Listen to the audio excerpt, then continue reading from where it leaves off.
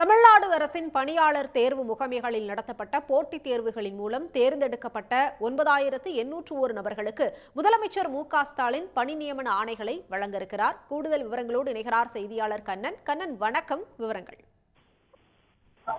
தமிழ்நாடு முதலமைச்சர் மு.க.ஸ்டாலின் தலைமையில் இன்றைய தினம் நேரு உள் விளையாட்டு அரங்கில் ஒரு மிகப்பெரிய நிகழ்வானது நடைபெற்று வருகிறது. மிக முக்கிய நிகழ்வாக பொறுத்தவரையில் மனிதவள மேலாண்மை துறை சார்பில் தமிழ்நாடு அரசு பணியாளர் தேர்வு மையமான அதாவது தமிழ்நாடு அரசு பணியாளர் தேர்வு ஆணையம், மருத்துவ பணியாளர் தேர்வு வாரியம் மற்றும் ஆசிரியர் தேர்வு வாரியம் உள்ளிட்ட பல்வேறு தேர்வு வாரியங்கள் மூலம் 2025ஆம் ஆண்டு நடத்தப்பட்ட போட்டித் தேர்வுகளில் தேர்வு செய்யப்பட்ட 9,801 நபர்களுக்கு பணி நியமன ஆணைகளை முதலமைச்சர் மு.க.ஸ்டாலின் இந்த விழாவில் வழங்க உள்ளார். மேலும் முதலமைச்சர் மு.க.ஸ்டாலின் சென்னை அண்ணா நிர்வாக பணியாளர் கல்லூரியில் 3,38,00,000 ரூபாய் செலவில் கட்டப்பட்டுள்ள 8 குடியிருப்புகளையும் திறந்து வைக்க உள்ளார்.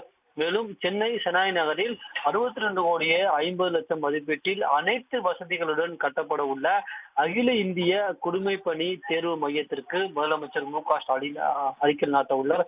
இதனைத் தொடர்ந்து அரசு அலுவலர்கள் முன்னணி நிறுவனங்களின் வாயிலாக இணைய வழியில் தங்களின் திறன்களை வளர்த்துக் கொள்ளும் வகையில் உருவாக்கப்பட்ட திறன் 360 என்ற இணையதளத்தையும் முதலமைச்சர் மு.க.ஸ்டாலின் இன்றைய தினம் தொடங்கி வைக்க உள்ளார். மேலும் அனைத்து தேர்வு முகமைகளும் சார்பில் நடத்தப்படும் போட்டித் தேர்வுகளுக்கான அறிவிப்புகளை கைபேசி வழியாக அறியும் வண்ணம் தேர்வுக்களம் என்ற ஒருங்கிணைந்த கைபேசி செயலையும் முதலமைச்சர் மு.க.ஸ்டாலின் இன்றைய தினம் இந்த நிகழ்ச்சியை தொடங்கி வைத்துள்ளார்.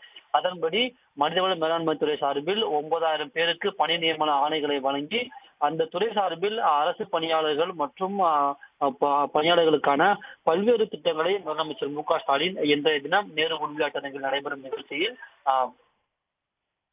தொடங்கி வைக்க உள்ளார். உடனுக்குடன் செய்திகளை தெரிந்து கொள்ள சன் நியூஸ் பெல் ஐகானை கிளிக் பண்ணுங்க.